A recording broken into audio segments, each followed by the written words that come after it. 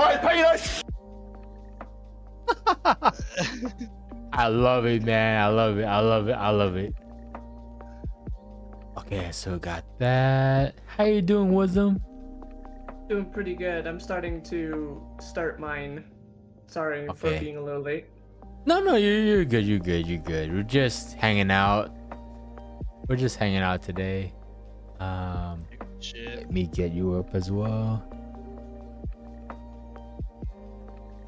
Okay. 5 games. Oh, come Let's on. do 5 games. Really? I haven't even started streaming. And Oh my yeah, I do Streamlabs MMA. decided to freeze. Yep. Gotta love it. It's never a proper stream without technical difficulties. Correct. Oh my goodness. Come on. Okay. Come back. Nose. Yeah, Okay. allergies have been really bad. Same here. I don't like allergies at all. Allergies suck so much. They do. Okay, where is... Okay, all right here. Oh shit, no. Was that? Leave that there. Okay. Let's see what else.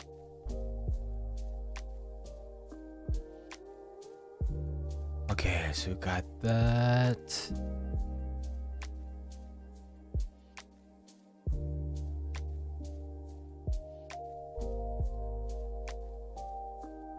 Okay, that's already there. Perfect. I feel so bad for coming in late now. I'm like, No. You're great. good. You are perfectly fine. We're perfectly fine. Let's give it a couple more minutes. Let's wait for a few more people to walk in. I'm going to knock. Should be able to knock.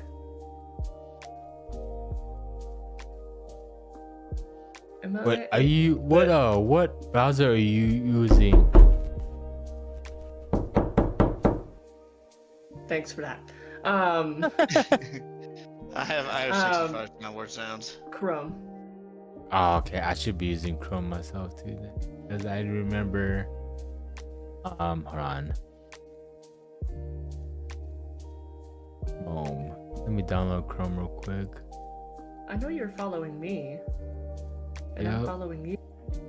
So why Yep. can't I knock? Yeah, because the thing is, I know I'm using oh, what do you call that? I'm using Microsoft Edge.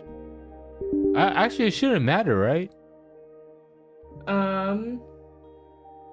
I don't. Yeah, actually, Edge I think is supported.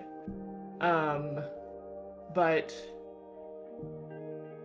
my brain is going very slow today. I'm so sorry. It's okay. It's okay. You are good. You are good. Google Chrome works the best. They prefer it. Gotcha. Okay, so let's go ahead and do that. Yeah, for some reason I Google can't. Chrome is the only web browser that doesn't give me heartburn every time I open it.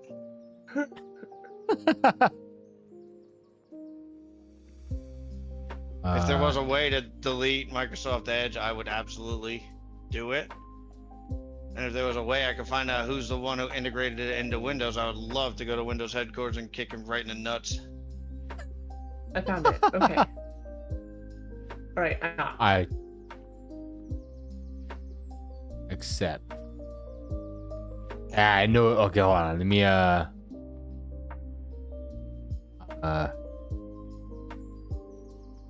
There we go. Which- And let me switch this.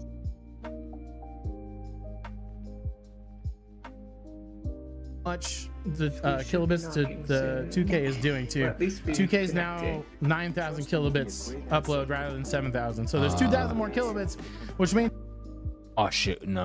Sign up. No. Log in. Gram's gonna be the hero.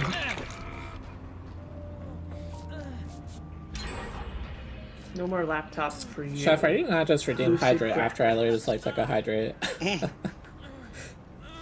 It's, Alright, it's just like a that hydrate, PC he's Shepherd. finally installing. No, I'm teasing. I got you. Nice. No more laptop. Sometimes Yeah, people like that. do that on purpose to like troll me. And I can't even get a hydrate here. 97594. I do need to be drinking more water though, Shepherd. Save. Yeah, they are. Dashboard. That looks pretty good.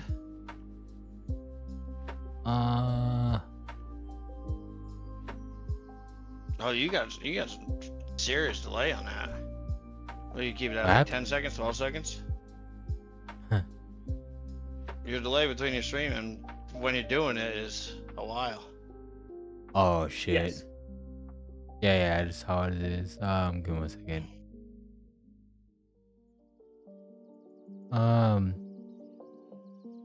Wisdom, can you send that invite over one Knock more again? time? Yeah, Yes, I can. thank you. Accept. You want to hit the sound effect to make it feel better? What are you doing, step bro? Oh my god, dude. There's a lot of bad ones. Okay, do that. Okay, so we are good. Okay, so I can mic Yep. this now. And our We chat can keep this should up. be shared. Yeah, shared chat started. Sweet. Okay, perfect. Perfect. Okay, What up? what the hell? We don't have what the hell in our stream in the beginning. I probably have it. We don't have any tech problems. I know, right? It never fails. It never fails. It never freaking fails at all. Okay, so let me do it's Chrome. I'm very bright, so I'm going to turn down my lights. Because I'm like, wow, Do I have a nice it. shiny forehead. Alright, let's put that there. Turn The that middle's gonna be. Oh my god, where'd it go? OBS, and then There we this one. Oh my god, what the hell? Okay, that one goes there. Over here is gonna be Twitch. Oh shit. Oh my god. Okay, got it. Got that. Shit. Oh my god, where'd that window go? Ooh, no. Is that one there? Oh, it's right here. Okay, so it's right here. Alright, so let me put this right here. Facebook over. Close that. Alright.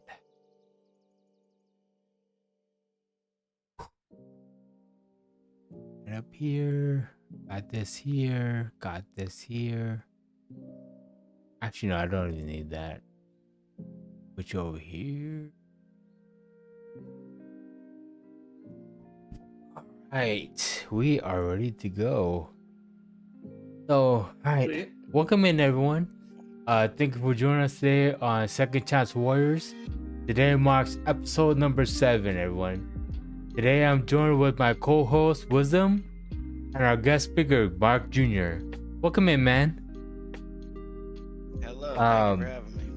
Yeah, of course. You know, we're always wanting to hear other stories aside from the ones that I've shared, besides the one that Wisdom has shared. You know, it's always good to hear how other stroke survivors went, you know, from what they went through, like their when it happened, how they recovered, you know, stuff like that.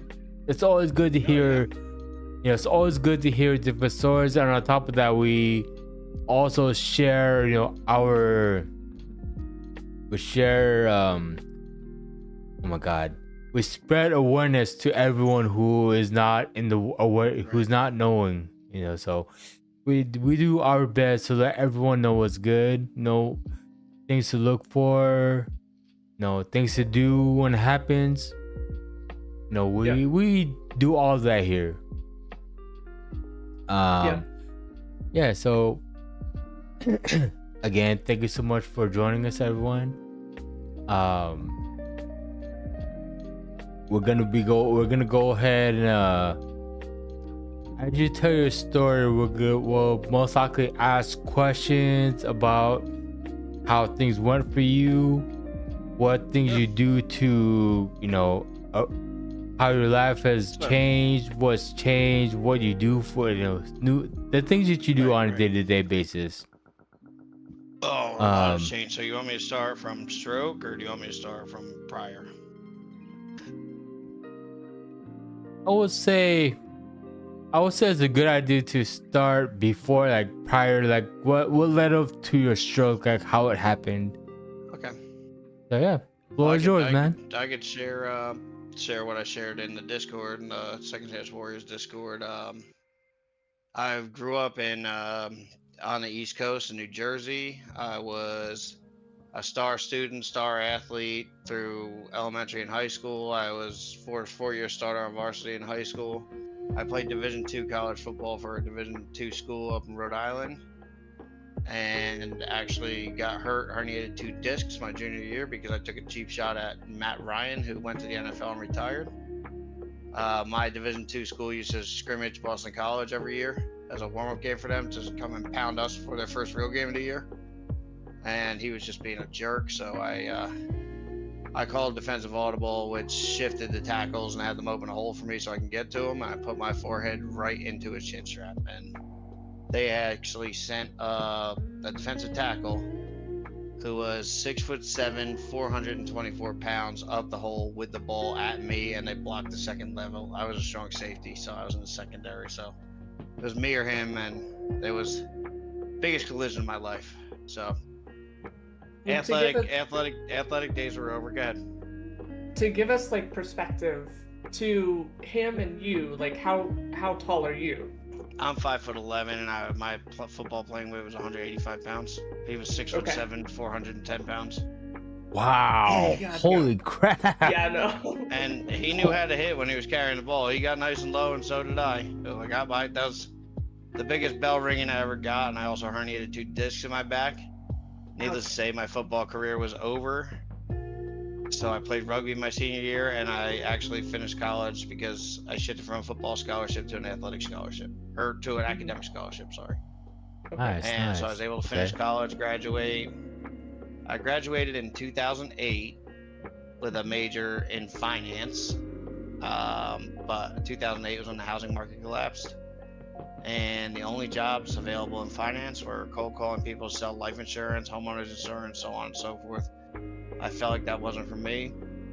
Got my first job, actually, and this is kind of telling how old I am. My first job was out of a Sunday newspaper in July 2008.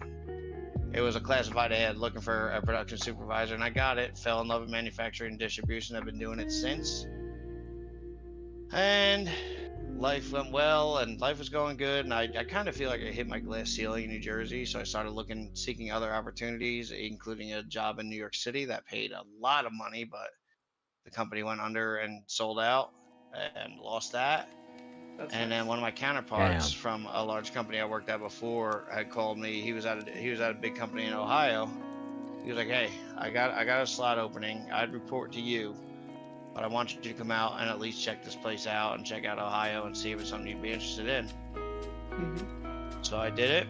I mean, I didn't really have another option. I worked for the same company for the prior 15 years, so I was looking. It was in the same industry as the company I was working at, and so we went out, and I fell in love with Ohio within the first hour of being here. Just how nice the people were, how inexpensive everything was. I was like, holy moly.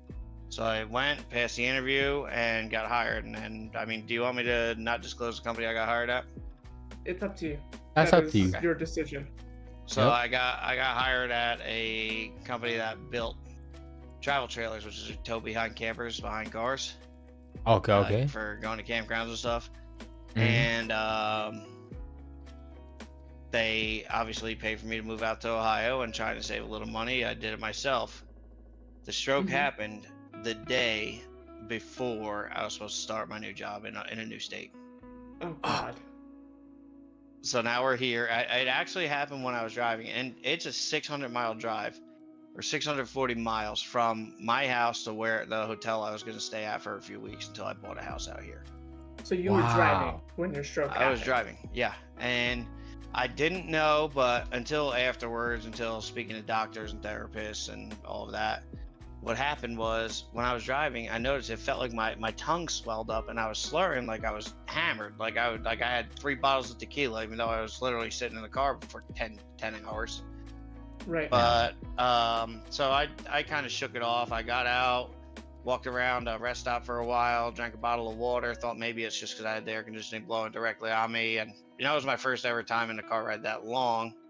Yeah. So my family's not on the way, my stuff's on the way, but I'm on the way. So my family's still in New Jersey, I'm in Ohio. I get to the hotel and I'm not feeling great, but not feeling horrible. And it was an extended of like bellhops that come and help you unload the car and stuff. So I Mhm. started.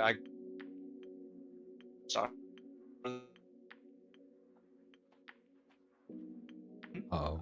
I had to load because remember I had pots, pans, and everything because I was supposed to be there for at least 6 to 8 weeks until I bought a house. And Yep. so I had literally everything and the kitchen sink, all the kitchen sink utensils. But once I got to the last box of pots and pans that I brought up, I just started falling. After I put it in the cabinet, I started falling. I fell. I wheeled my head on the countertop, got myself back up, fell again. I must have fallen about 30, 40 times, just not understanding what happened, what actually happened. Yeah. Because that's when the blood clot went into my brain and I lost all control of the left side of my body. Yeah. Damn. Now I'm in a hotel room by myself. All my stuff is put away. Don't know what's going on. My cell phone's dead. My charger's in my car. I called down to the desk and asked them to come and get my keys because I explained. I said I keep falling. Can somebody come get my car keys and at least get my cell phone charger out of my car so I can call my family and tell them I made it here safely? They're like, oh no, we can't do that. So I was like, yeah, screw it. And I haven't been off the floor yet. So I was like, you know what? Maybe if I take a bath, I'll feel better. So I went in, I started the bath. I'm falling all through. I must have fallen 200 times before I went to the hospital. Like I'm talking laying in full strength on my knees, on my elbows, on my head.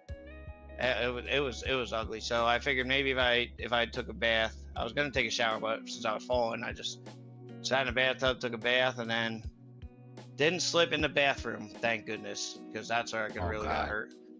Got out into the room, and like the second step I took on the carpet, I fell again. But when I was falling, I saw where the room phone was. I was able to remember I have no control of anything on the left side of my body. Yeah. I was able to crawl myself over and pull myself up on the bed and call 911. And they got in there. I had the top lock, the deadbolt lock, or is it the deadbolt or the latch lock? Deadbolt. I had that locked, so I had to get over to the kitchen and whack that open with a towel. Because as I was trying to go to let them in, I fell again. And the rescue squad guys and firefighters that were there were wonderful. They were amazing. It was my first ever ride in a stair chair, and I could tell you, I never want to do it again. So you know what? The best part about it was they were like, you can hang on to the railing, and every time I felt like I was going to fall, I was going to I grabbed onto it so it would throw the guy off behind me. It was kind of funny. But thankfully, they got me in the ambulance. They got me into a very good hospital in the Dayton, Ohio area. And I had the thrombectomy within 5 hours of being at the hospital. It was a 5-inch blood clot. And what had happened, go ahead. I have no audio for you right now. Oh, really? Now I do. There you go. Yeah. I don't know what happened. Sorry, guys. No, I That's got okay. you. That's okay. Did you have sorry, did they go through the groin to get to the artery, or did Yes. they have to go through the brain? Nope, they went through the groin. Okay. And they had to tape my head to the. They literally put duct tape on my head to tape me to the table so I wouldn't move when they were in there. Right. Because Oh. I couldn't. I also can't do. I'm also allergic to painkillers, so I had no anesthesia. God. Oh. Yeah, it wasn't very That- fun. No. I'd say the Absolutely not. worst pain I've ever been in was when he counted down 3, 2, 1, and on 1 when he pulled the blood clot out. That was the worst pain I've ever felt in my life, and that's also when I lost the vision in my right eye. Yeah, it's not great. I mean, that's intense, man. Holy And crap. what's shitty about it is I've never had any medical issues my entire life, with the exception of seasonal allergies. Right. Of course, And of course. I had high blood pressure, but what I can say, and I'm getting to the advice for other people, I was Yeah. a very, very heavy drinker, very, very heavy smoker. And if that's you and you have high blood pressure, cut your shit. Like literally. It's not For worth reals, for reals. it. The good times is not worth it at all. Yeah. But so agree. since then I've changed my habits significantly. I'm still a smoker. I'll still drink every now and then, but not at the anywhere near the amount I used to. I've been through 5 different smoking cessation courses. I'm on the final stage of the last one I'm on now. So I'm hoping by the end of August, my goal is by the end of the summer is to be done, and hopefully I can come back on at the end of the summer and let you guys know I am done. Yeah. That's a goal. That's a really good goal to look forward to, man. Yeah, Yep. it is. That's for sure. Damn, man. Like, having to make, drastic changes like that to your life to get better, like, it's needed. Like, having Oh, to. it was- It's so hard. I understand that sometimes it can be very, very tough to drop a bad habit because it's something we're used to, like you find comfort vaping. in. Exactly, like vaping, smoking, drinking. Like these are all things that we use as a way to relax ourselves, especially after a long day. And coming to find out that doing all these things can help not help, but it oh my god, what am I trying to say? Like oh my god, You got it. it Like it's a defense against like having this stuff happen. no, it basically adds to the stroke. I'm sorry, I was trying to find Got the it. proper word, Okay. but adding It to the adds to stroke. it. So like, yeah, exactly that. Got it. Yeah, so for us as a stroke survivor, we have to find a way to break bad habits. And I understand it can be really tough. Absolutely. Like for myself, like before my stroke, I used to smoke a lot of weed, and I still do now because I have nerve pain and everything. But yeah, man, like even for me, like I try to limit myself on how much I smoke because I know like smoking can raise your blood pressure, especially when you cough. Like coughing a whole lot will raise your blood pressure, no problem. Like I've experienced it before myself, but like nowadays, like I really try to limit myself because I don't want to trigger anything that will affect me in the long run or even at that Right, you've already been particular through it moment. once. Exactly. One time You is don't need to more do it than again. enough. Exactly. Mhm. One time is more than enough for me. Yeah, it's not an Yeah. experience that you want to go through. Exactly. no, but- Exactly. But like with the things that we've experienced as a stroke survivor, like you said, we had to make drastic changes to our lives to become better. And here you are, trying to give it all up by August. Having a goal like that, especially if it's something that will help you, like Yeah. it's a really good to have. It's a really good thing to have because not only are you helping yourself, stay away from possibly having another stroke, but you're also making that life change be more healthier.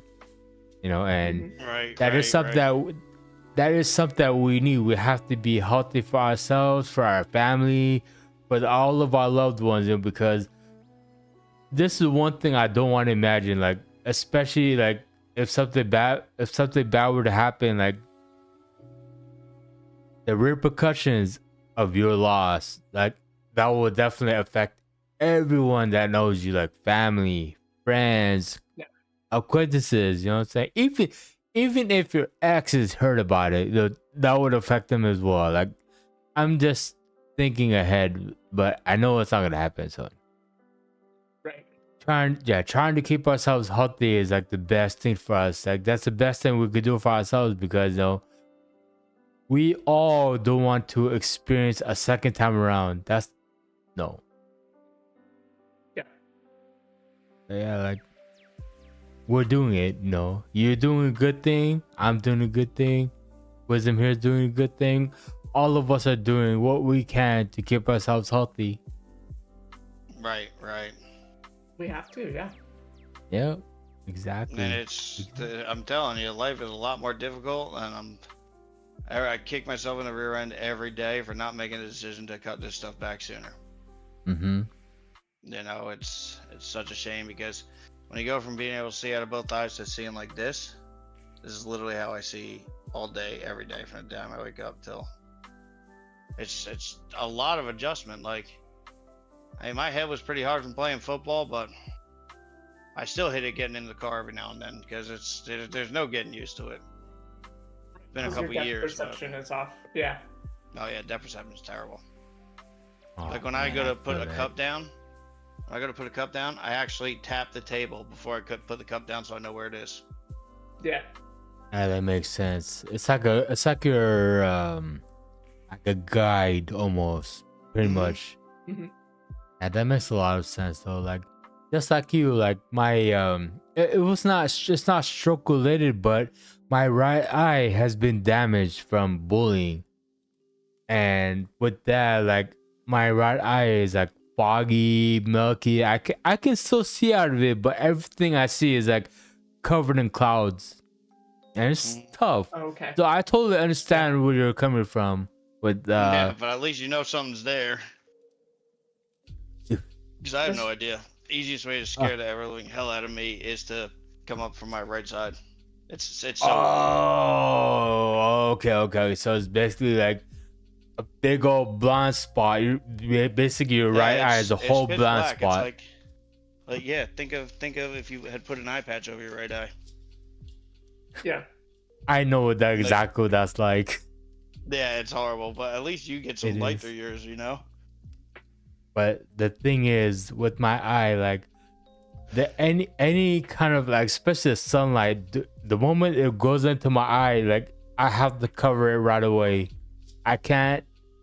My eye hates the light. It really sucks. Yeah. But you know, as you know, Yeah, I'm well, really that's the happy. story, and Oh, go ahead.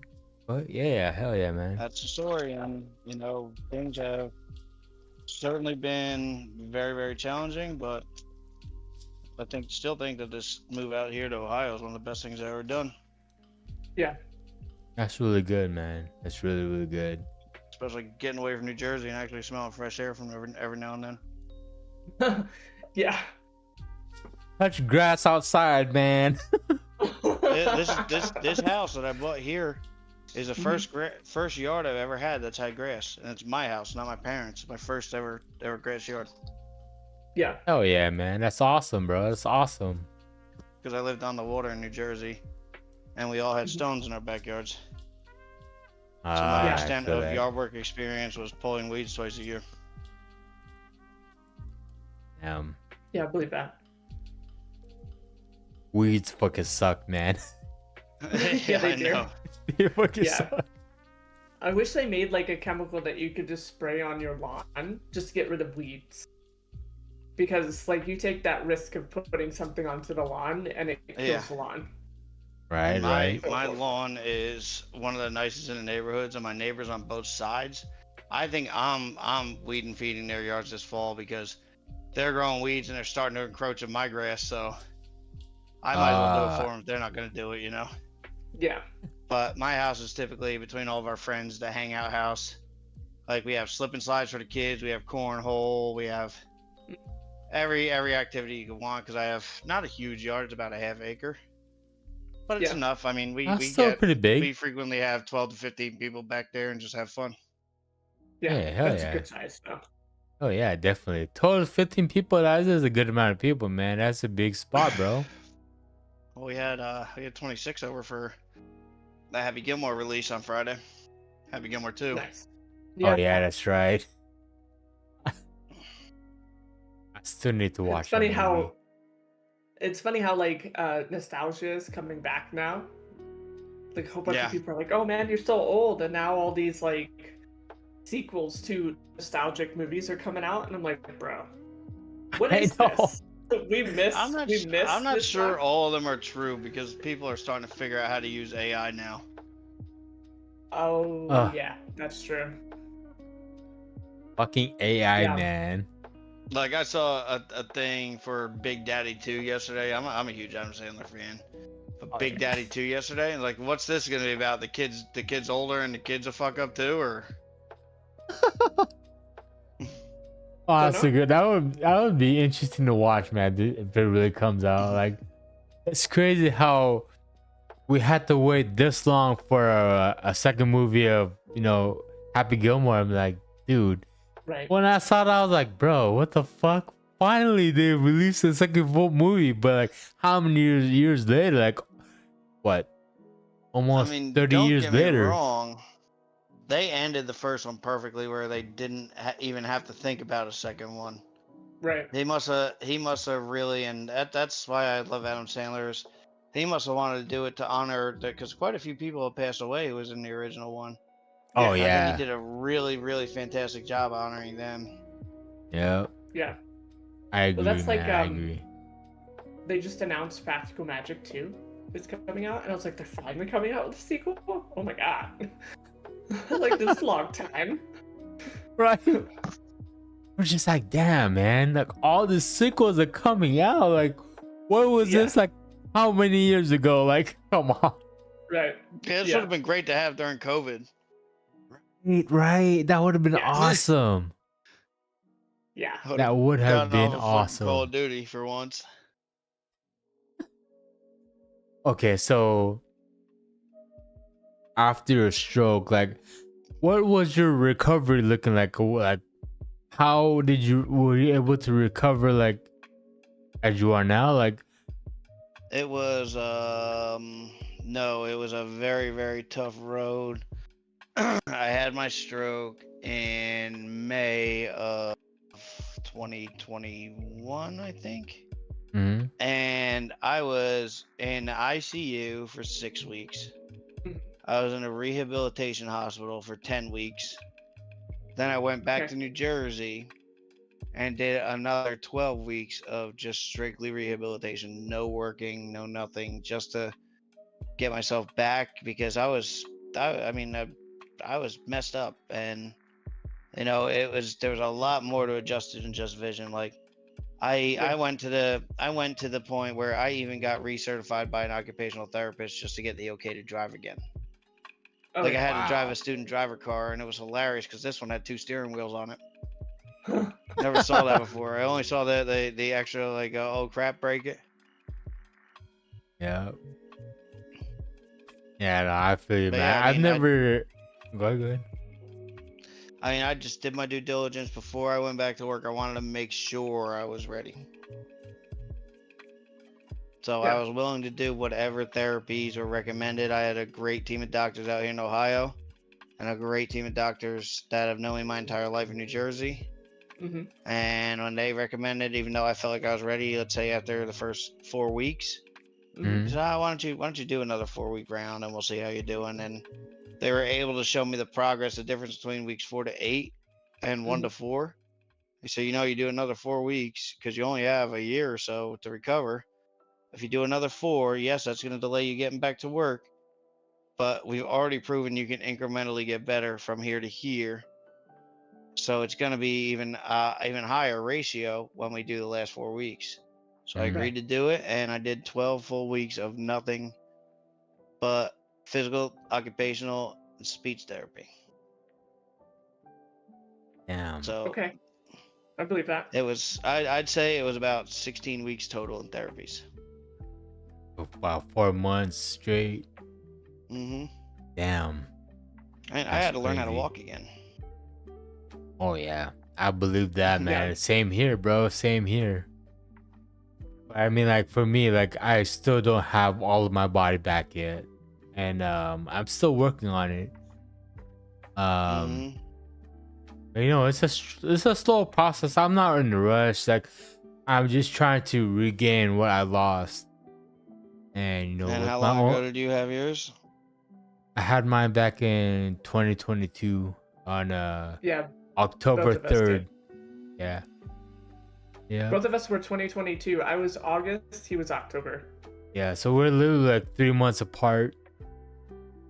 And yeah, man, I've I been think. working Oh, on let it. me. I'm looking at my chart right now, which is a fantastic app. I think I was May of 2022. Visits.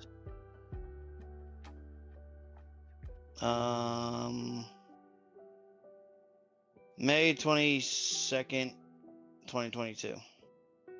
Oh wow, so you had yours way before us. Yeah. Yeah. I was still in the hospital when you guys had yours.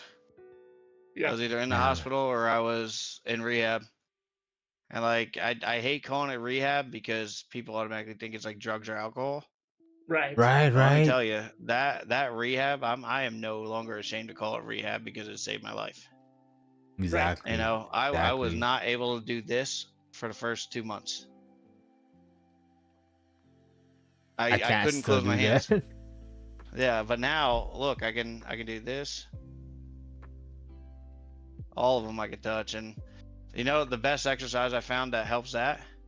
Do you have a piggy bank? No, I don't. Get a piggy bank and fill it with coins. Empty it out and fill it again.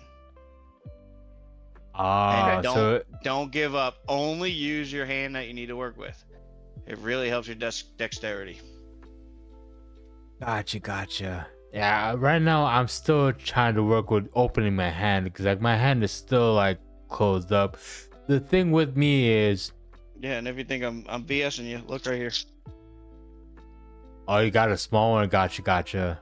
My piggy bank. That's what I use. Nice. Yeah.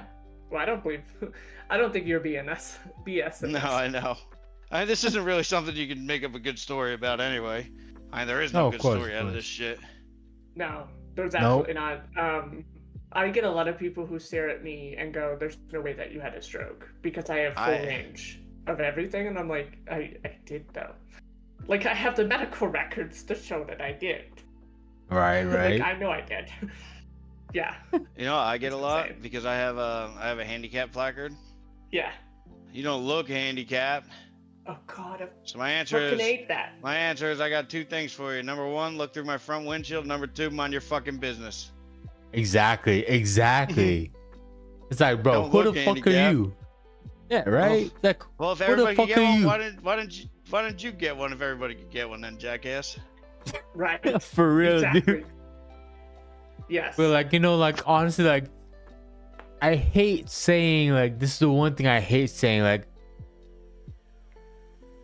oh my god, this is one thing you don't want everyone to experience. But the only way for you to understand how we really feel, you have to have one. You have to have a stroke Yeah. in order for you to understand what we go through just to recover, just to get our body back. Like, Right. no one. If you've never experienced a stroke, please don't say nothing because you don't know what the hell we've been through. You know, like And look, what you're saying is something very deep, and I don't want to make it like I'm playing a joke off of this. But when one of my friends had asked me about it, you know what I did? You can go into his stream. If I could shout out his stream, it's Ganja GANJA _ gaming. mm, And he was asking me how I deal with the one eye thing. I mean, he was one of my #1 supporters through the whole thing. He called me every single day after he found out. Yeah. I sent him my patches, and one of his redeems on his Twitch channel, he's usually on in the mornings in the Eastern time, is play like Marky J, which is he puts an eye patch over his right eye for one game, and he can't do it for more than one because he gets headaches. I was like, how do you think I feel every day? Yeah. But I've challenged him to wear it around the house for 3 hours, like while he's doing chores, like vacuuming or doing laundry or even cooking. Well, I told him, if you're dealing with anything hot, don't do it. But you know, Of course. it's taught him a totally different perspective. But literally, what you said, you couldn't have said any better. People don't know what it's like unless they have it, and it's a terrible, terrible thing. No matter that we can maybe make a little light of it now. We've been through it. And if we weren't able to make light of it, we probably wouldn't be here. Right, Exactly. Yes, So, just being here with the two of you tells me all three of us are kind of built from the same block of wood, where we're not just going to sit around and feel bad about ourselves. We're going to do something about it. Right. Exactly. There's no point in moping about it because we've been through it already. The best thing you can do is to let all of that go and just keep pushing forward. That's the only thing you could really do. Like, why are you gonna waste a second chance crying about it, being sad about it? Like, that's not gonna serve you any purpose. It doesn't help. You know what I'm saying? It's just you just have to deal with it. Well, the hardest part too is the fact that there's a lot of people who don't have those support like systems or support groups. And immediately sink into like a heavy depression, because when I first had mine, I sunk into like a heavy depression because I was just like, I swear to God, I don't know what to do from here. And being able to go to work, being able to be with my friends, and then I had people online who immediately were like reaching out and talking to me. That's what helped me the most. And the fact that I could keep going, and that's what did it for me. And I really wish that people would look for like more resources online. And I'm actually really happy that we're doing this, because we've actually gotten more people into like our Discord and here, and like being able to talk to people constantly is amazing. Yep. I agree. It helps a lot. Definitely does. It definitely does. And going back to what you were saying, Mark, how you offered that challenge to somebody. So I did the exact same thing that you did. So because for me, I'm still one-handed. I've been cooking for over 25 years, but for the past 2.5, I've been cooking one-handed. So I actually offered this challenge to other streamers who cook. One of them actually did it on stream, and I watched the whole thing. She passed with flying colors, cooking with just her right hand. When I offered that to her, she said she's gonna spread this challenge out, because it's a really good challenge for anyone who has a full body that they can use. And when she finished at the end, she's like, I give you mad respect, because you do this every day. Me doing it just once, she got really tired because she felt fatigue from her hand just doing everything one-handed. But I tell you, she passed. Have to focus in different perspectives. You have to learn to use your body in different ways, and if you're not used to it, it's rough to start. Exactly. Like it is. Go ahead. No, I wasn't starting anything. Sorry, I was just saying it is. Oh, so in the beginning, when I first, learned how to cook with the one hand, it took me about 2 to 3 months to get it right. And for me to offer this challenge to people who actually cook with both hands, accept it and do it, they're like, wow, I have so much respect for you and your craft and how you do it with just one hand. Right. I offered the same challenge to another streamer when I was cooking yesterday. because I cook a lot on stream. I love doing it. It's because it's what I do. She accepted and she's gonna do the exact same thing. One hand cooking, anything goes. The only rule is to just use one hand, and she accepted. So when she goes live, I'm gonna be there to tune in, watch, and give her pointers because for me, I had to figure out how to do certain things with just one hand, like cutting your ingredients with just one hand. It's tough. But You're making me think of cutting carrots right now, and I don't know how the heck you do that with one hand. Like put my feet on top of them to stabilize them or something. Right. So the way it's weird though, because the way I cook, like how I hold, especially how I will hold my knife. So hold on. So pretend this is my knife right here, right? Here's the handle, and here's the blade. So my index finger and my thumb is on the blade.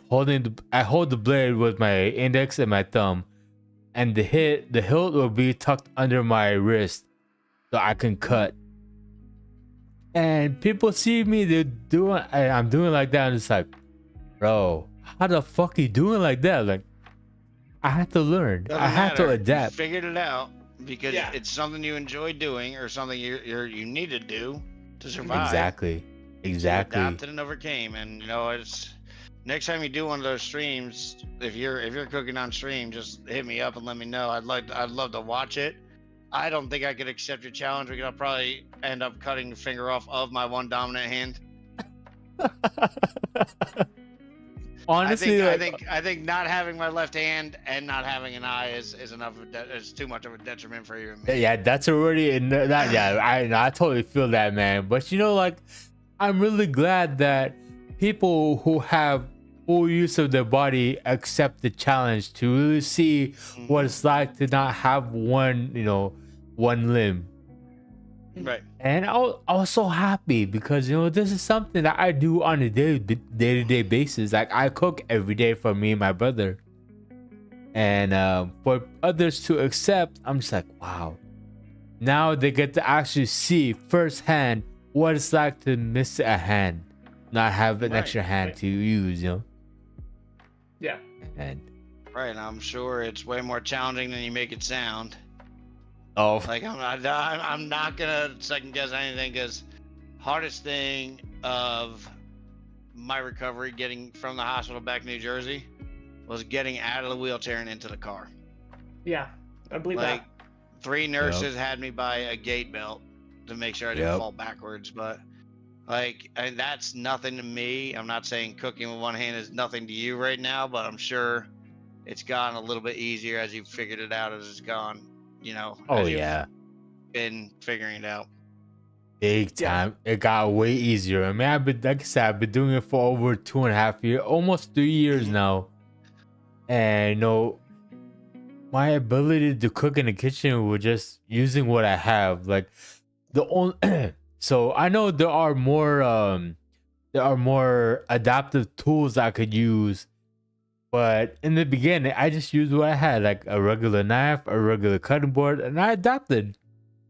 Even other stroke survivors like, how did you figure this out? Like, how do you cut like that? Like, you just figured it out. I even told people like how I do certain things, like how I cut, how I mince, how I cut my meat, how I cut my vegetables. Like, it's all in the technique. Like, because again, I have over 25 years of cooking experience from home. I was able to transfer all of my skill from my left hand to my right. So meaning to say, like, you use your non-dominant hand to hold down your ingredients so you can cut, right? For me, what I do is I make sure I hold my knife the way I do, and I cut down whatever it is I'm cutting, like either a vegetable or whatever. I just have to make sure I have pressure on it so I can cut down. Now with proteins like chicken, pork, beef, I use shears to help me cut since I still can't hold my ingredients down. So using shears help. When I'm opening a can, I have an automatic can opener, like one of those that you just put on top, just press the button, it will open up. What else? What else? Yeah, like there are things that I use that help me in the kitchen, and that's how I told like every for the challenge, the one hand cooking challenge, you're free to use whatever you have in the kitchen. Like you can use a deep fryer, air fryer, a turbo roaster, stuff like that. Whatever you have, just as long as you use one hand. Yep. And honestly, like offering that challenge to other people, just like, wow, dude. People are just blown away. Especially when people watch me cook, they're like, dude, how are you doing this? How? Like time, experience, like Yep. stuff like I'll tell you what. Yeah. There's no way in hell you're getting me to even try mincing garlic with one hand. I'm buying a freaking jar of it, dude. Well, Yeah, it's all opening good, the man. jar with one hand, that's a different story. For That's why me- they make it to where it's already cooked for a lot of people because they don't Yeah. want to sit there and do it. I love for- using the jarred garlic. It's so much more fun. I'm gonna hop off camera here. I'm needed downstairs, but I'm still here, guys. Yeah, you're good. You're good. But yeah, No, like, but I really enjoy cooking. What are you like a traditional Filipino dish cook, or do you cook all sorts of stuff? yeah. So my first main cuisine was Filipino, and from there I learned from both my parents. I learned both of their styles, and I learned from family members, friends, other chefs. So not only do I cook my own like Filipino food, but I cook like other things. Like I also do my own fusion. I learned like a little bit of Italian, a little bit of I do barbecue as well. I do Chinese. yeah. I do a lot of Chinese. Yeah, like I learned a lot of different recipes out there. Like so many different Yeah. types of foods out there. Like food you will have in a restaurant, I will try to recreate it. Like you go to let's say Panda Express and you want orange chicken.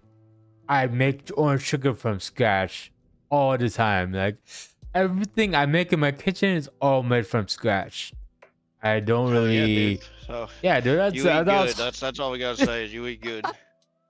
yeah, man. Trust me. Like, if you were to watch one of my cooking shows on stream, like you'd be like, "Yo, dude, holy shit, you made all this!" Like, yeah, Well, shoot me a note when you're gonna hit one, and I'll be there. I'll tune in.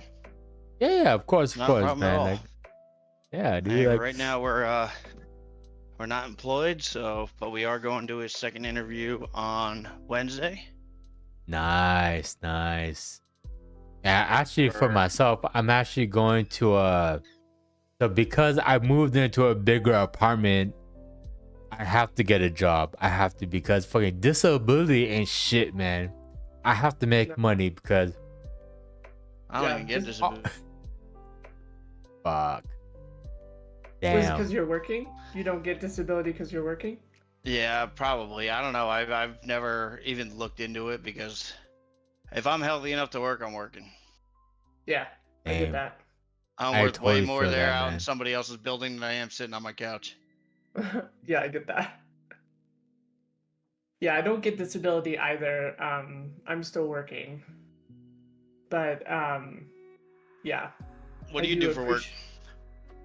I can't actually say it on Oh. screen. But I work for a big tech company. Oh, okay. But yeah. I work in manufacturing and distribution, Yeah. Ah, nice. but I'm Honestly- I'm at a director level now. Ooh, So you up usually there? like multi-plant responsibility, and that's what I'm doing. Wednesday is for a spring manufacturer. I mean, What I there's do love- 7,000 spring manufacturers out there, so What I do love about that is the fact that like you're higher up, which means you can give a perspective to anybody like who's underneath you who has a Yeah. disability. Like you could be like, yeah, I completely understand. So mhm. Yeah, exactly. I wish we had more of that in companies because the ableistic society around here is so stupid. It's so Are bad. you in Cali too? I'm in Colorado, actually. Colorado. Okay, so Colorado, California, Colorado, Ohio. I mean, we're pretty Midwest Western here. Yeah. But yeah. So I mean, like one of the things I've been doing to keep me busy is I'm now the defensive coordinator for the local high school football team here. Nice. And to your point, a lot of the parents, because I was straightforward with the kids. Like normally, like as a coach, I would pad up one practice with them and knock them around for a bit. And I can't do that. And I told them why. And all the parents at our first weightlifting session said, "Oh, we feel so bad. We feel so bad." It was right at the end of the deadlift competition where the kids were trying to get up on the board. Mm-hmm. I deadlifted 485 with my eyes closed. Wow. I was like, don't feel bad for me. I did this to myself. I worked to get better. Right now, I'm just trying to impact other people's lives. And, Yeah. you know, I will, like when I see those irresponsible assholes at the bar like I used to be, I will go say something to them. I mean, I'm not an old man. I am 39, but I'm not an old man by any means. But when I see people being a little irresponsible, I like to share my story with them, and hopefully it'll make some type of impact on them. I don't know if it will or not one time and they're already hammered, but you know what I'm saying. I feel better telling them, and then if it does happen to them and somebody I know, the I told you so's will not stop until the day I die. Well, I totally believe that, man. Like, people have to hear this. They have to hear it because, again, no one knows. No one is aware of what it's like to see someone go through a stroke or what to do. And again, this is why we do this, so that people know, like, they understand what to do, what to look out for. You know, like us sharing our experiences with other people, like, have you listened in and we're like, okay, so they said this, which we're gonna be talking about in just a moment too. Yeah, we just really want to again spread as much as we can to people so that they know. A real positive message to be sending, and you know, as somebody who's experienced it, I wish there was something available, like when I was sitting in the hospital, like, because you know, in between the downtimes of therapies, all I did was either eat or watch TV. Let me tell you, you can only watch so many episodes of the Swamp People. Yeah, because I watched a lot of shows, I played video games, and I read books.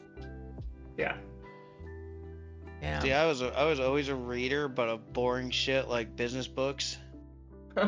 And I never really was big into TV unless it was NFL football or any finals of any other American sport.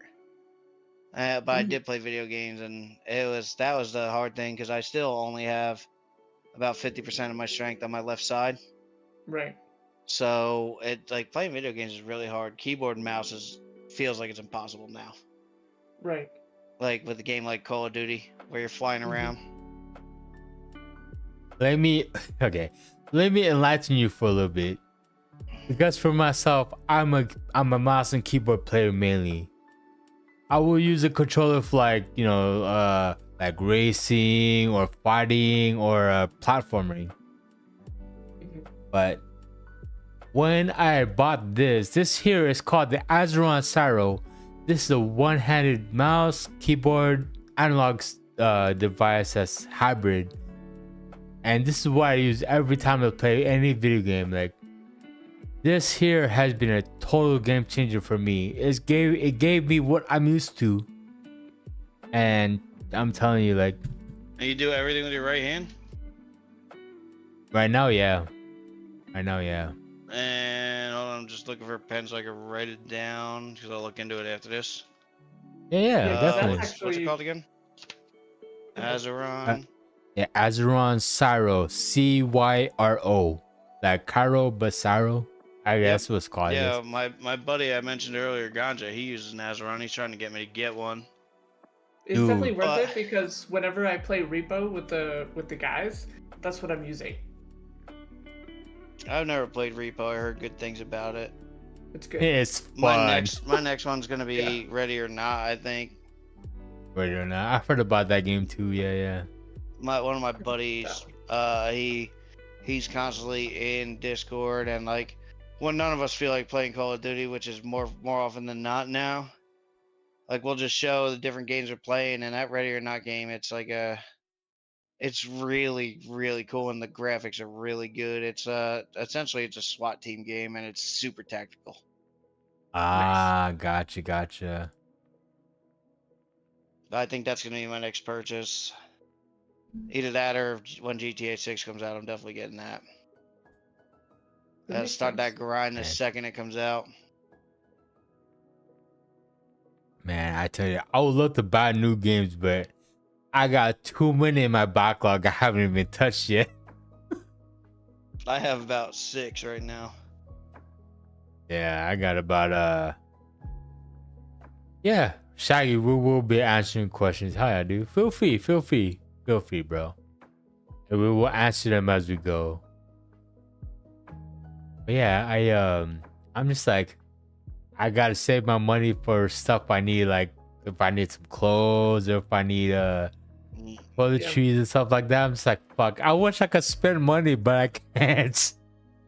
Yeah, you learn real quick when you don't have a job that the most expensive thing to buy right now is toilet paper, paper towels, and cleaning supplies. Which Yup. is astounding. Right. Completely Yeah, like- astounding. Like, how is that so expensive? I spent $100 Exactly. at my local Kroger the other day Yeah. because, like, I like to have an overabundance of cleaning supplies. I like keeping a clean house. Oh yeah. And besides what you see behind me, I mean, like, every bathroom has its own toilet bowl cleaner. It's got its own toilet bowl cleaner, its own thing of Lysol wipes, and every different area of your kitchen has its own set of different cleaning materials and other things. And it was $100 just to get a pack of toilet paper, some toilet bowl cleaner, and some Mr. Clean power spray, whatever that stuff is. It was $100, and I was like, holy shit, I gotta God go back to work. Damn, bro, that's so much, man. Okay, Right. so Mark, Shaggy here has a question for you. Sure. Where in Ohio are you? I am about 35 minutes north of Dayton, right off of 75. In Ohio. Gotcha. Dayton, Ohio, yeah. So I'm technically western-ish Ohio, northwestern-ish kind of. I'm about 100 miles west of Columbus. Ah, Okay. Yeah. I still need to travel to the east, man, or the Midwest. I still need to travel more, man. If you're I wanna traveling go. for food and things to do, East Coast. Mm-hmm. If you're traveling to enjoy yourself, Midwest. Yeah, I agree with that. Interesting. Because like 45 minutes from here, and I think it's in a suburb of Dayton, is the Wright-Patterson Air Force Museum. Mm-hmm. And it's a 100% free attraction. Like you just walk past all the people trying to sell you shit and just go in, and they have self-guided tours, and they have some really, really interesting planes. Like they have some of the original wing cloth from the Wright brothers plane. They Oh, have wow. the bomber that dropped the nuke or the atom bomb on Nagasaki, boxcar. That's in Okay. there. Wow. And they have like a few Air Force Ones in there. The newest one being the one that brought John F. Kennedy's dead body back from Texas. Damn. That's in there. Wow. Like they That's have, a lot they of have history, like man. stealth bombers. It's huge. It's a 2-day trip if you're gonna try to get it done quickly. I've been there. I moved out to Ohio 4 years ago, and I've been there probably 10, 15 times, and there's Yeah. still stuff I haven't even spent time, like, because I'm a reader. I like stopping and reading and learning about stuff. Yeah. There's That's all. because I do agree with that, because like you can go to museums and like New York and stuff, but if you start looking for different places to go, there's I want to say it's an Air Force Museum in Wisconsin, but I know for a fact that they have Sputnik in there, and that is actually Ooh. the first Russian satellite that went to space during the space race. And the Yeah. reason why they have it is Sputnik actually landed in Wisconsin. So, Yeah, and the Air Force Museum I was telling about has the Apollo 9 capsule. yeah, that's amazing. There's so much history that I feel Mhm. like if people don't travel, they don't see it. Yep. They only hear about it or read about it, but not see it. Right. That's Right. insane, though. Holy shit. Yep. Mhm. North I of would me in love- Colorado, you can go up to the Badlands in South Dakota, and you Uh-huh. can go see a replica of Sue, which is the T-Rex, the first T-Rex bones that they Oh found. shit. Oh, Damn. That's crazy. Mind you, it's a replica. If you want to actually see Sue, she's in the Museum of Natural History in yep, in New York New City. York. Yeah. Yep. Yeah. Wow. The Museum of Natural History. oh, I just lost it because that's the Museum of Natural History is another one I've been to probably 20 times in my life and haven't seen everything. Why? But that and the Smithsonian. yeah, I'm Yeah. I'm an hour and a half away from the prison that Shawshank Redemption was filmed in, Damn. What? Okay. and apparently I just missed out on it this year. But a guy and most of my network I've grown has been from playing video games, and a Mhm. guy that I met on Call of Duty, he just went to a concert. It was like a weekend concert called Incarceration. Mhm. And they actually, it's all hardcore rock, and they actually do it at the Shawshank prison. And Oh, he was wow. just there Oh, last week, wow. and I didn't even realize it. It's insane, man. Yeah. That is crazy, bro. Oh, Yeah. and by the way, guys, I forgot to add one major detail of the stroke. I didn't have health insurance. Oh God. Oh. That's that's rough. Yeah. That's oh my Ouch. god. I owe $0 in medical bills right now. Which is It great. was $985,000. I believe it. Mine got up there. Yeah, because mine went from being at home, I had to go by ambulance, went to the hospital, got the CT scan and an MRI scan, and then I was airlifted by helicopter to Denver Anschutz, where they did the actual operation. What did the helicopter ride feel like? Oh, it was so bad. I've never been in one. Was it scary? I was high for most of it Oh. because they gave me a lot of pain medication. Oh But my I God. do Oh yeah, they love remember- giving me morphine. Oh yeah. Oh yeah, dude. I don't remember what they gave me. I think they gave me fentanyl. I want to say that's what they gave me when I Oh was my there. God. And God. it like I was high. I hate being high, but it didn't take away most of the pain, which sucked the most. Damn. But yeah, when I got to Anschutz, that's where they actually did the procedure and everything, and all of that all together was like 700 grand or up. And thankfully, I owed maybe 1,000 because of my insurance, which I was Thank thankful God for. for that. But Oh yeah. it was Wow. definitely insane. Even if I had to pay 25,000, I would have been fine with that. But Right? Yeah. I was in between jobs, and when they sold the company out from under us, they terminated all of our insurance that day. I mean, the stroke didn't happen for 5 months after, and I could have got Cobra, which I should have. And actually, Right. being unemployed right now, I'm paying $875 a month for Cobra. Okay. But Okay. you know, I'm never gonna go without health insurance again. That's another thing, people. Anybody listening, if you don't have health insurance, get it. You never know when Yeah. you're gonna Right. need it. And if I didn't make a fuckload of money in New York City, I don't know Yeah. where I'd be right now, because I wouldn't have had the money to pay off the medical debt. I don't care Yeah. what you say. It doesn't hit your credit score, doesn't hit anything. When you go to collections, you're getting 20 calls a minute. It's not worth it. Yeah. Yep. It's I will like- never. One thing I can tell everybody I will commit to is I will never not have health insurance and life insurance. Right. Yep. Like right now, I'm carrying $4 million in life insurance on myself. Yeah, I Ooh. did that. Which is Wow. that's pretty good. Shaggy asked me specifically, how did Yep. your stroke impact you? I don't know much of your story. Go for it. Mostly it impacted me mentally the most, because when I did go into my stroke, I lost all left-sided use completely.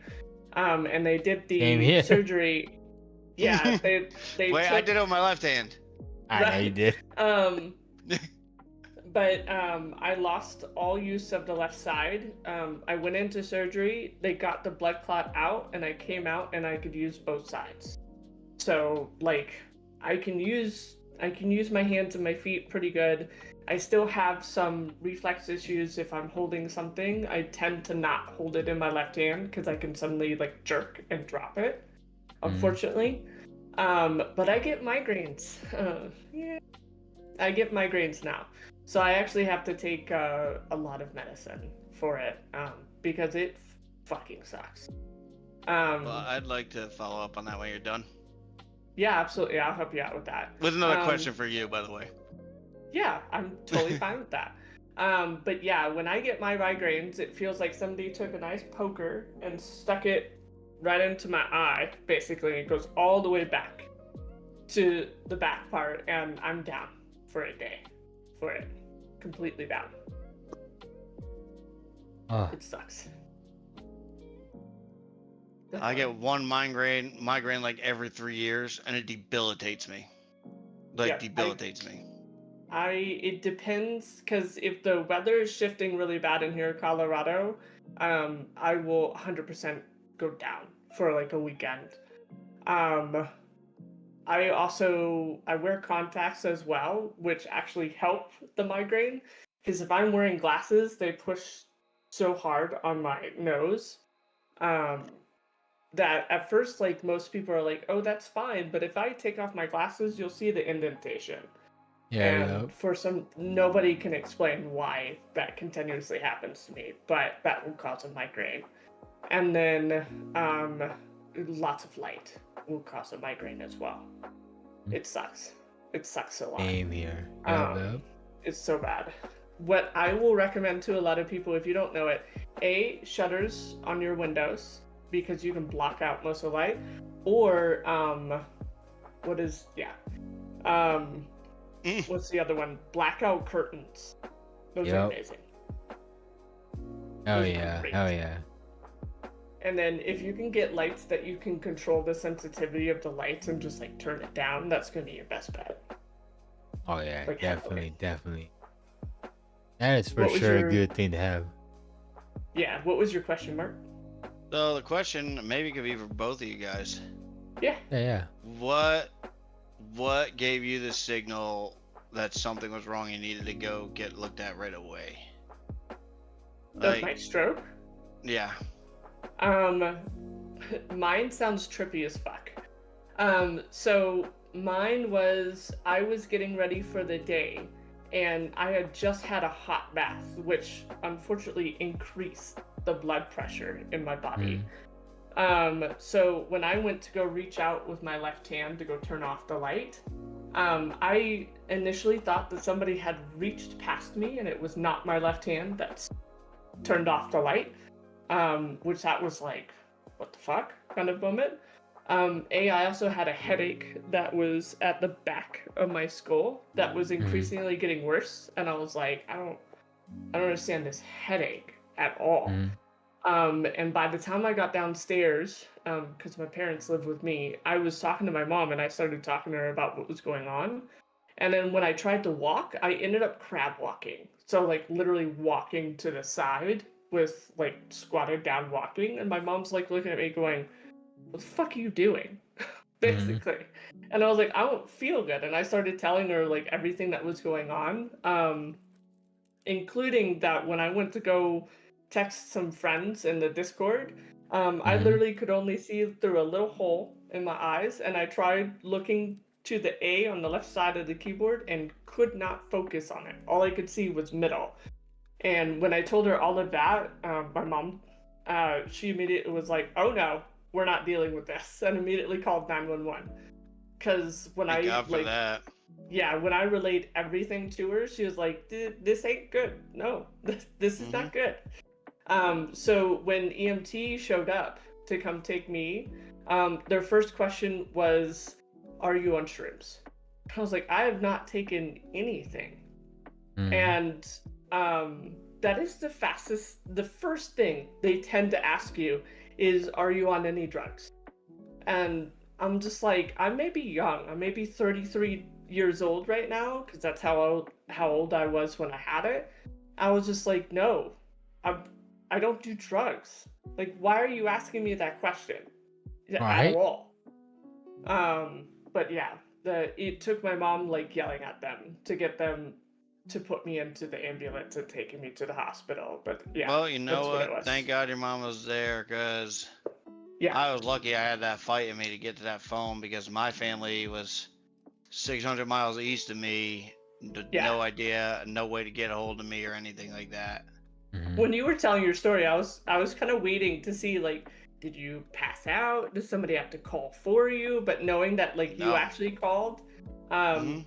because in the back of your mind, you know something bad is happening. Something was really, really wrong, and I didn't know Yeah. what it was, but I knew it wasn't going to go away. Correct. Yeah. And then Machu, what about you? So yeah, for me, I was actually at work well, it didn't happen at work, but my day I was at work, so I was working a 16-hour shift back to back to back, 4 days a week, and the day it happened, I was actually coming home from work, but the first thing I noticed was I was having a really bad migraine on the right side of my head. I popped a couple Tylenol, shook it off, went back to work. Towards the end of my shift, I started to notice that my left side, I was holding a water bottle. I kept dropping it. I was like, what the fuck's going on? So I bent down to pick it up. The moment I picked it up, I would stand up and my hand drops it again. What the fuck? So 4 o'clock came around, I was leaving. My coworker comes up to me. She's like, hey, are you okay? You don't look so good. I'm like, I don't know. I just have a really bad migraine headache. I think I'm just going to go home and rest and come back to see you guys later on tonight. So I get home. It's about 5:30. I had to, get some rest because I had another 16-hour shift coming up. So I got home. I get into my room, change my clothes and everything. But before that, I go to the restroom.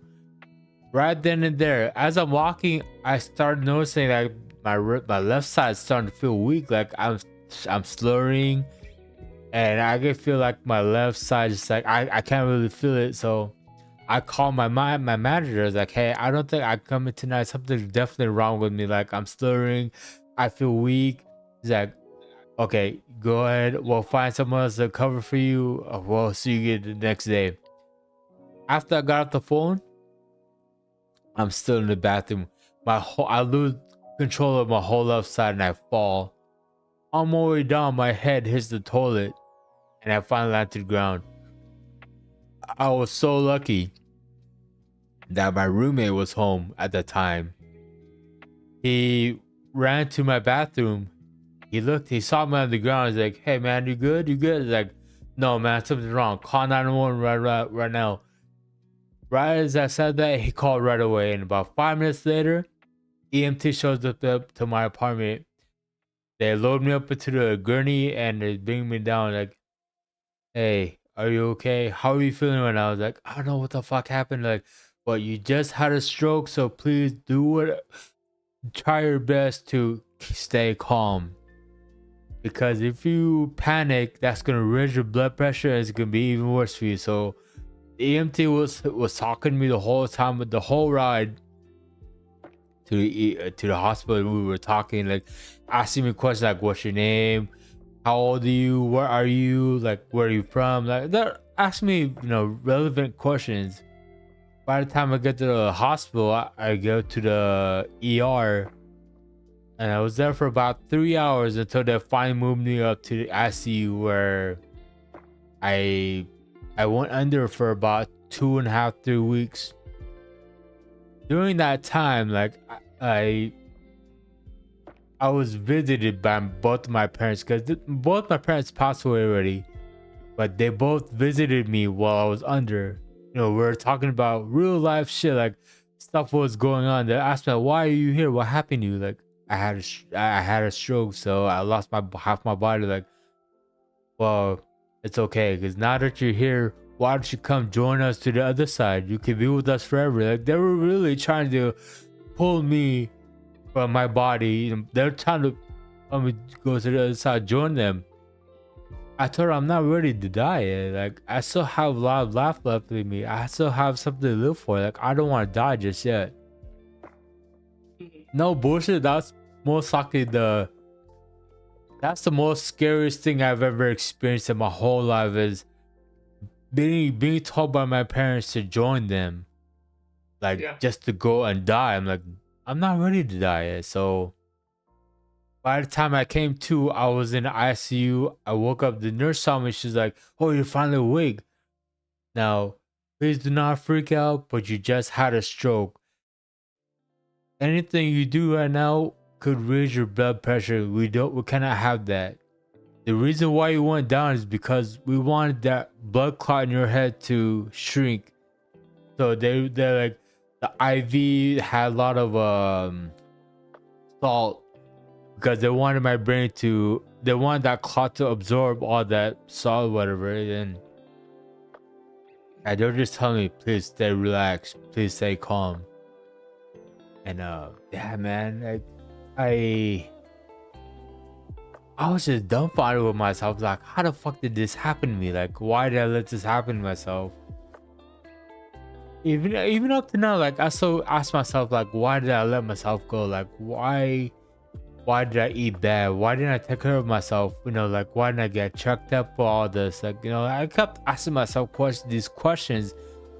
Even when I got out of the hospital, I kept asking myself the same question every time. Like, why did I do this to myself? Why did I allow myself to be like this? You know, like,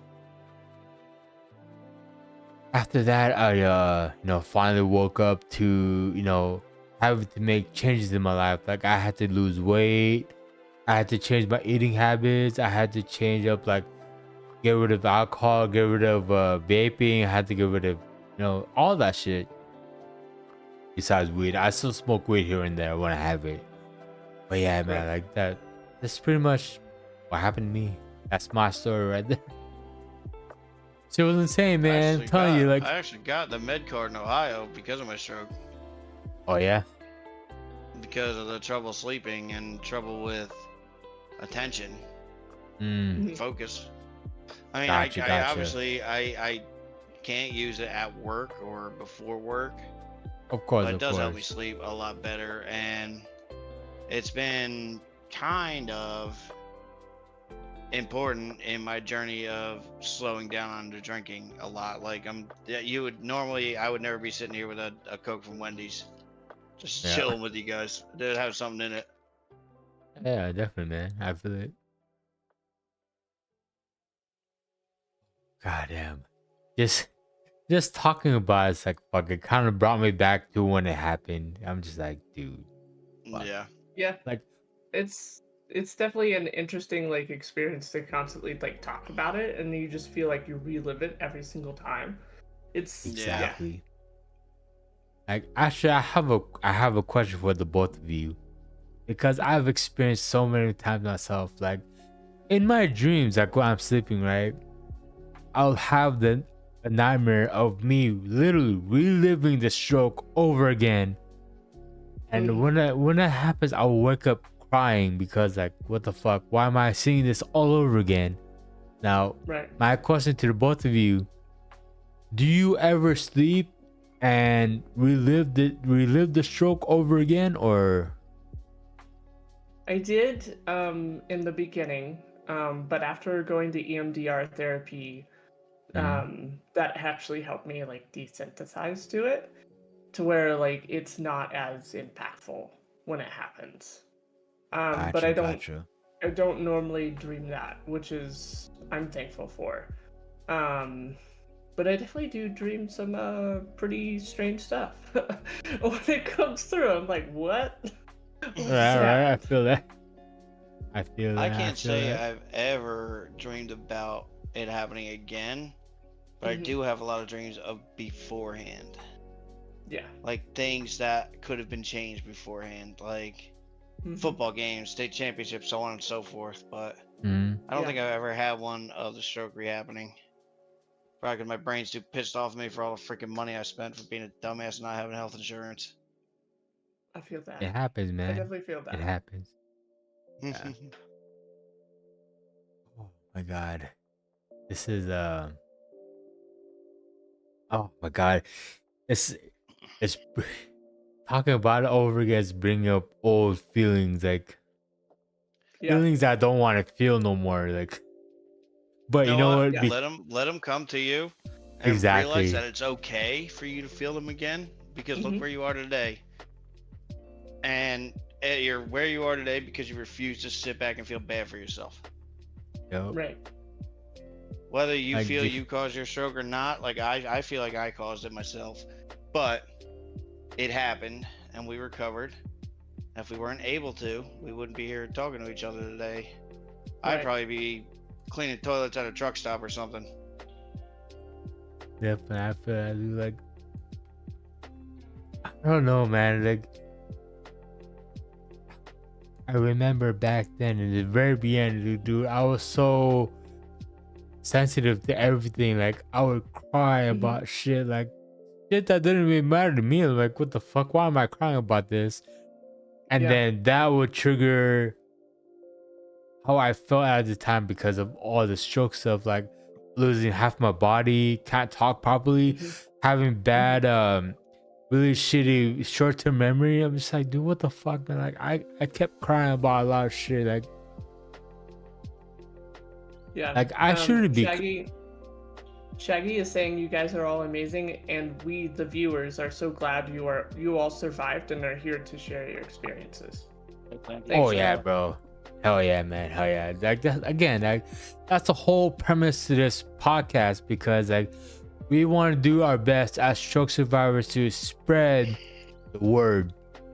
You know, Right. we want to let you guys know what's good, like how to, you know, like, it sucks to say because it's true.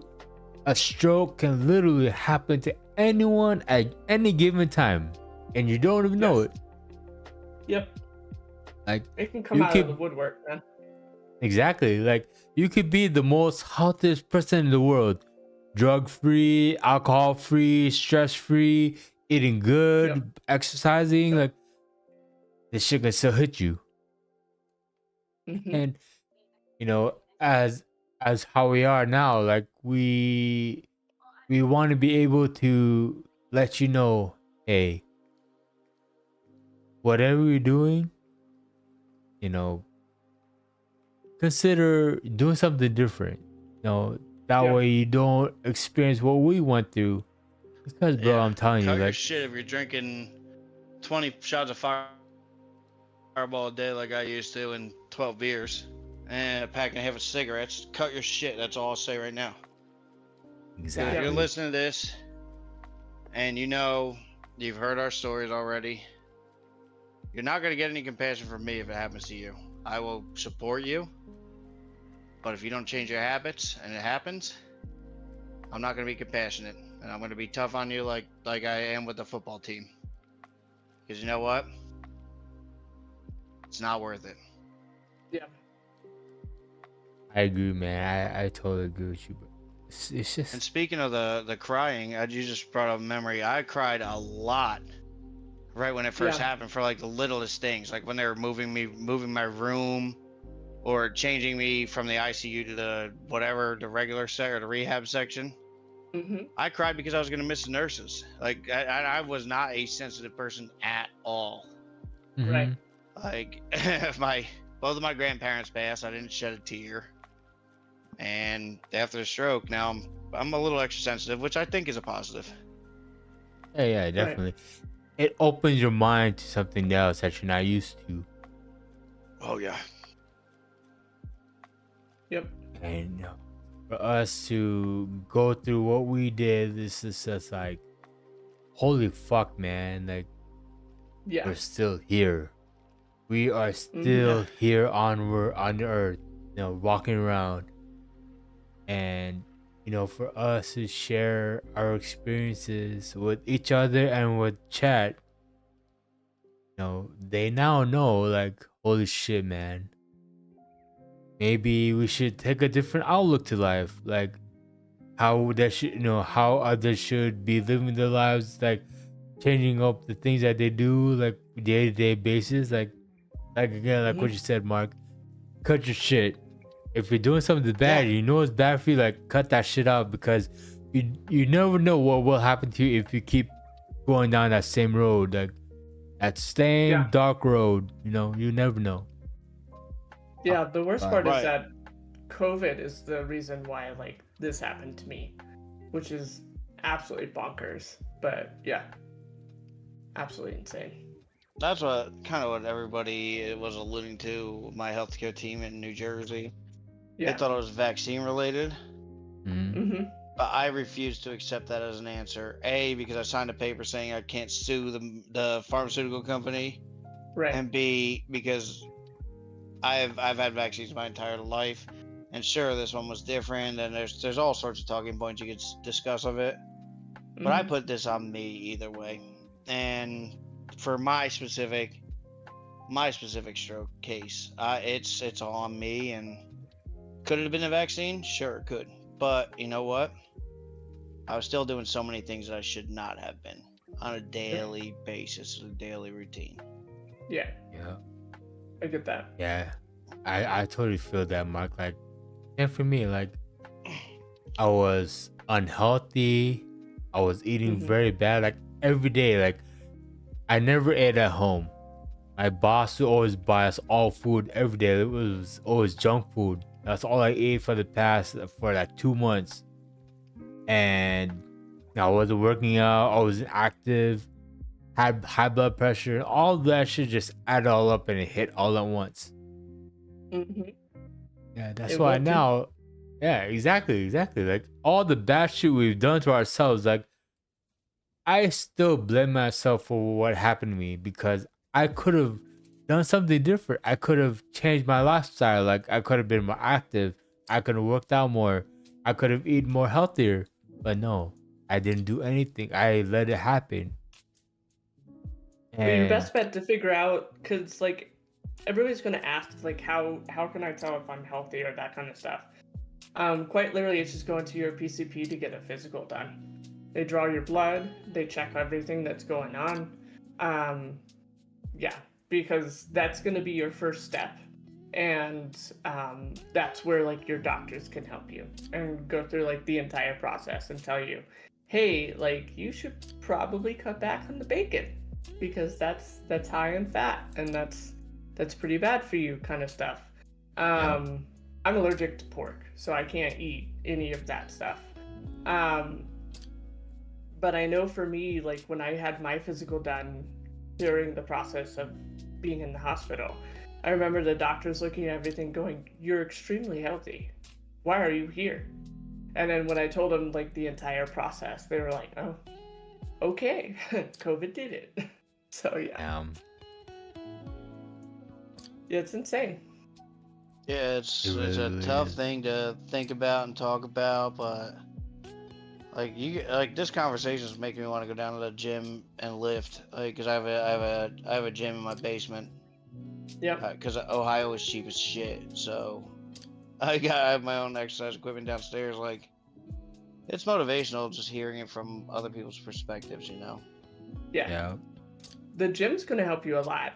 Even if at first you're like, oh God, I can't be active, doing a mile walk a day is the first step in the right direction. Yep. So, Definitely. I totally agree with that. Like, for myself, like when I built up enough strength to, move around on my own, like I was able to walk, little by little. Like I started with like 200 steps, next 400 steps, then 600 steps. And little by little, I started to build up more strength. So I kept walking even more. So last year, I was able to walk like about 5, maybe 6,000 steps in like one go. that's great. Yeah, exactly. So that's where a lot of my strength came from, because I kept myself active. Like I didn't want to just lay around all day long. Like I told myself I have to be active now. I cannot slack on this. And you know, I really kicked it in gear. Especially now, like I like I've done recently I started doing fitness streams again. Like, so I do my therapy, my workouts, my exercises, my stretches on stream, showing everyone how I keep myself active. You know, even if I'm missing half my body, I figure, you know, this would be like a great way for others to see like firsthand how a stroke survivor does, you know, active things like working out. And I figured, you know, it would be a great way for others to ask, like, how is it helping? Like, what do each exercise and stretch do? Like, how did it help you? Like, I explain it. And, you know, it's always good when people ask you questions about certain things that you do, like, why do I stretch my leg out? Oh, it's because, you know, my leg is stiff. And we have, okay, so as a stroke survivor, we have what's called oh my god, what's that called? Spasticity. So basically what spasticity is, your muscles are constantly constantly like flexed. So you're like this the whole time. So the only way to combat that is to stretch it out. Like, have to constantly stretch all day long, like, to, you know, loosen up your muscles.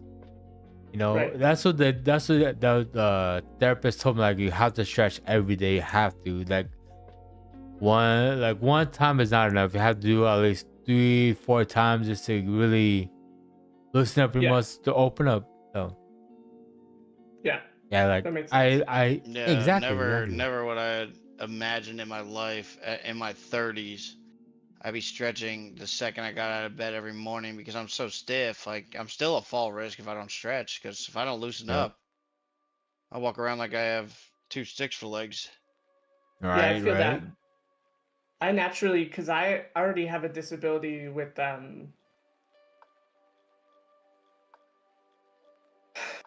wow. It just flew out. I have an issue with my right leg in which I can't always lift it up the greatest. I automatically have that, so now it's worse because of the stroke.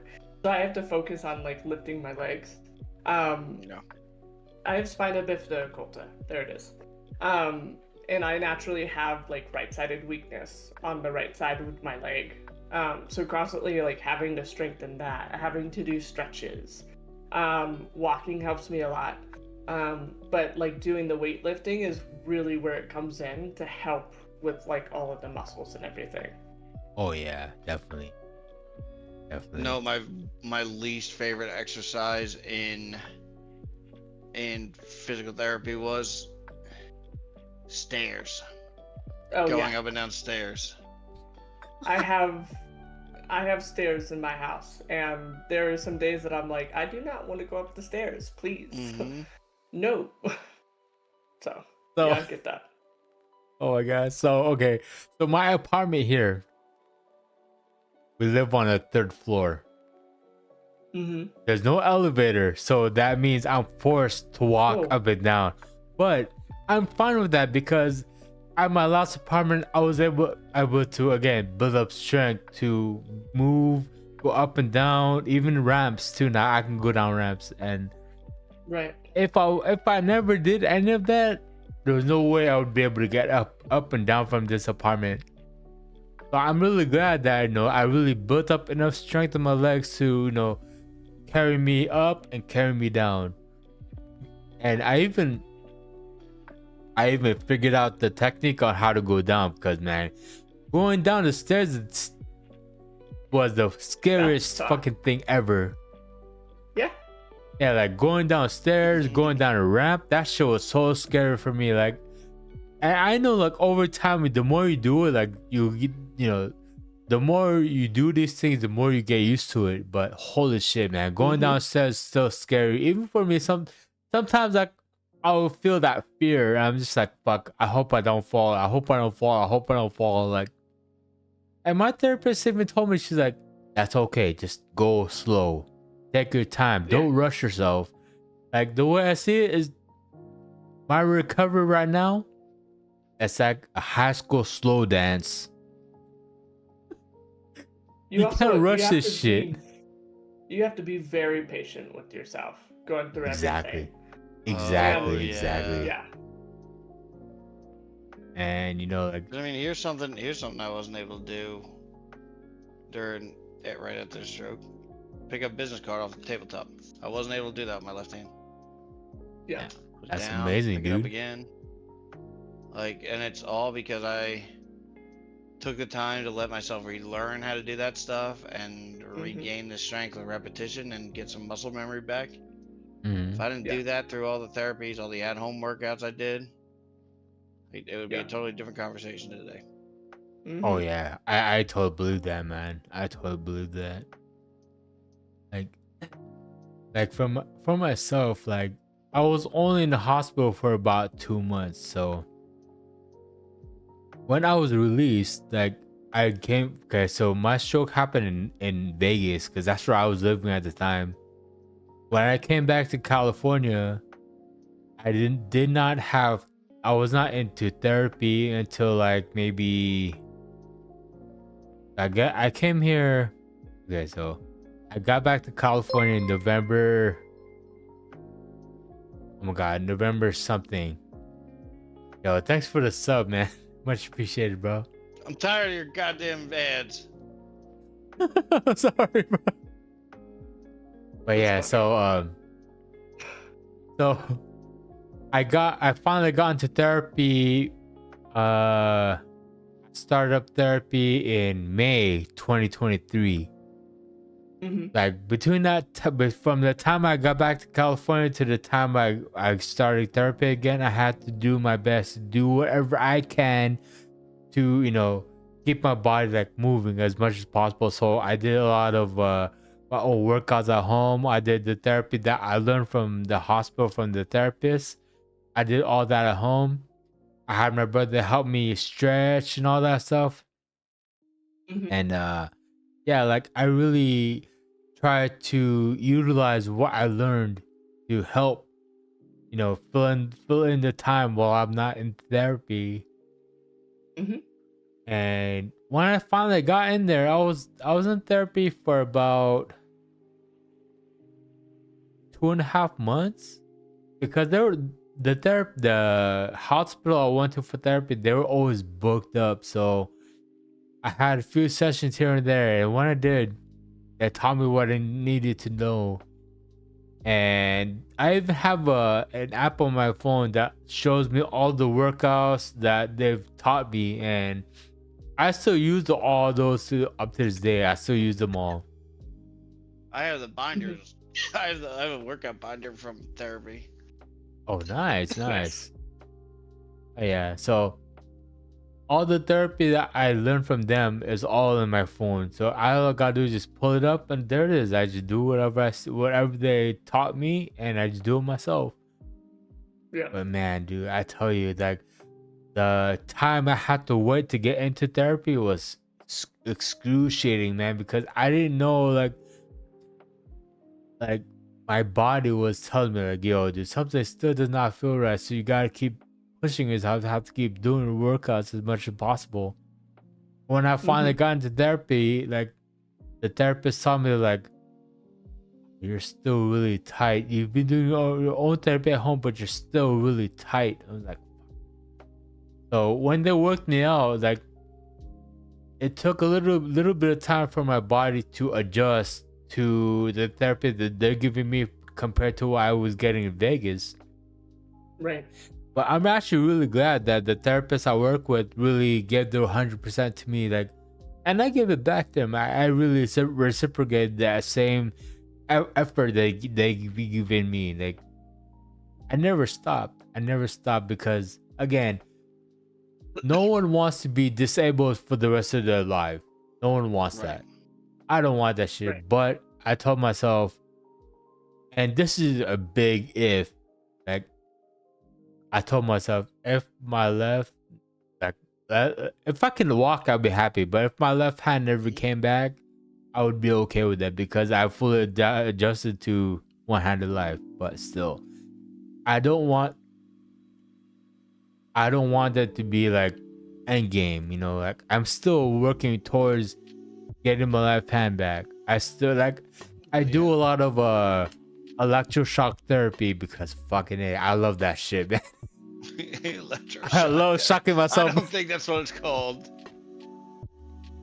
No, like the Electroshock therapy is what they did in Looney Bins back when they were around in the 40s, where they'd put 2 paddles up to your brain and zap you.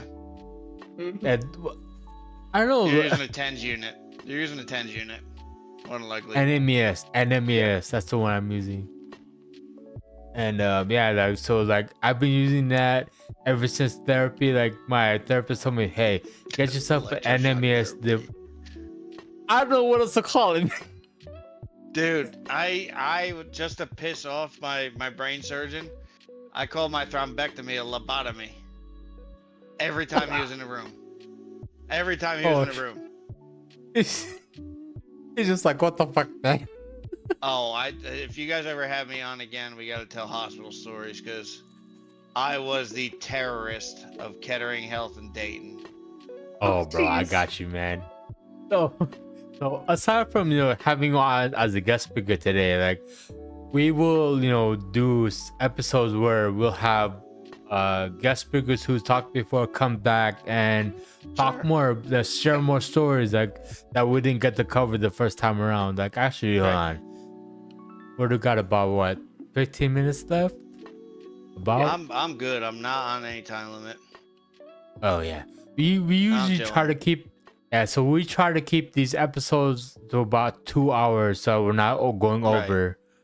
Yeah, because if we don't, like our last podcast was like three. Yeah, almost 4 hours. Hey, look, I'm sure I'll talk to you guys again. It's not a big deal for me. Oh yeah, definitely. I had a great time either way. It was very interesting. And Machu, next time I hear anything from you, I want to know. I want to hear that today you went out to the dollar store and got a freaking piggy bank. Do it, dude. I'm not kidding. I know. I will. I definitely will. It's just just get like a roll. Get a roll of dimes. Dimes are the hardest. And then you're just gonna use your bad hand. Pick up one by one the dimes and put them in. Yeah. That's what saved my left hand, dude. I want you to commit that you'll try it for me. I will, man. I mean, after seeing both of you have full use of your left side, like mine's like, why is mine not backing? Here I am trying to do my best. No, it took a lot of time. Yeah. Like I would do 3,000-4,000 coins a day when I was able to tolerate it. And don't put them to the edge of the table. Leave them in the table where you have to use your fingers to pick them up, not slide them off. Yeah. Gotcha. Yeah, you really want to try to utilize. You want to be able to do this, right? Actually, do you have dominoes? No, I don't. You don't? Because what I do have. So this is not a piggy bank, but I got beans right here. Okay. So I could. Beans are good. Pretty much use. I could use this. Put your hands all over don't make your dirty hands on the jelly beans. Well, these are old already. That has like the shit flavor ones. Yeah, well, these are old now. I've had this. Yeah. Well, I've had this for about a year now, and I could pretty much use this as well because like I use this for just dump them in a bowl. Yeah, that's actually a good idea. No, I'm gonna do that. I'm gonna try to do really and put them through the small hole at the top. It's gonna be super frustrating, but take your time. Start with 10, go to 20, go to 30. Just do it at your own pace. You're only racing yourself. Exactly. And there were days with that little baseball piggy bank I pulled out. I was putting shit in that thing for 3-4 hours at a time on my parents' kitchen table. Because my parents lived 2 houses away from me in New Jersey, and they made me come over and do my therapy there. My mother specifically, my 75-year-old Italian mother, was making me do it over there, so she knew I did it, and it wasn't yesing her to death. Yeah. That's funny. Oh my god. Yeah, welcome in, Hulk. thank you for joining us today, man. We're all doing very well. We're just here sharing our stories or our war stories.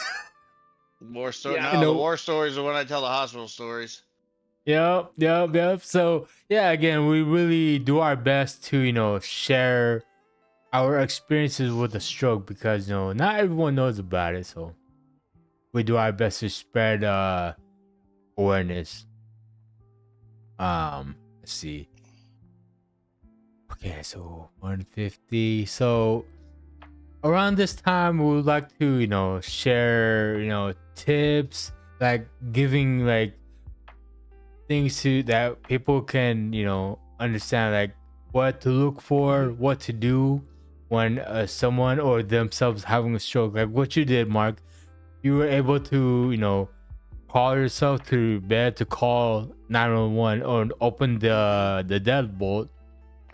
Like this would be the time where we could actually give, advice to everyone. Like, Sure. what is it? Like, be fast, Mhm. like the acronym for be fast, like B for balance, E for eyes, F for oh my god, what was F again? I'm I drawing. could look it up really fast. Yeah, I'm I drawing don't know. blanks right I now. get what you're saying. Yeah, so, like- F is for the face. So Face, checking what face. side. A is for arms. Yeah, S so is for speech, and T is for time.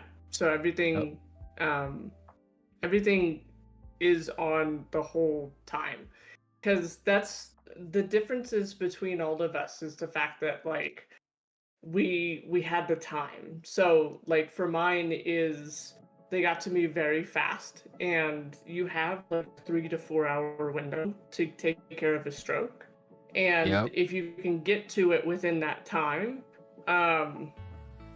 then you can reverse everything and then you can take care of it. Now, that's not always guaranteed. Like, you're not always guaranteed that you can reverse like left-sided. But if it's Yeah. past the 4 hours, usually something's going to be permanent.